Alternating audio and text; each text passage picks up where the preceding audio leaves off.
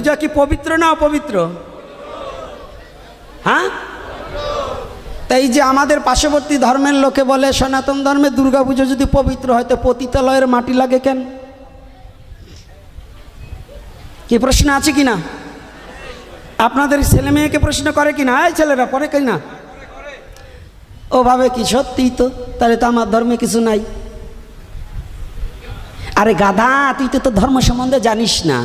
আমার ধর্মে পতিতা পাড়ার মাটি আনলেন, বললেন কি তুমি যে পতিতার দেহ ভোগ করতে যাচ্ছ, এই দুর্গার ওই পতিতার সমজ্ঞান তুমি দেখো, তাহলে আর ওই পতিতার দেহ ভোগ করতে হবে না, যেতে পারবে না। এজন্য পতিতার মাটি ওই দুর্গার গায়ে লাগানো হয়। যা দেবী সর্বভূতেষু মাতৃরূপেণা সংস্থিতা, তুমি যে নারীটার প্রতি লালসিত হয়ে যে নারীকে ভোগ করার জন্য যাচ্ছ, আর তুমি যে দুর্গার পূজা করছো, ওই মূর্তিটাই ওইটার মধ্যে দর্শন করে তোমার দেহে আর কাম ভাব জাগ্রত হবে না।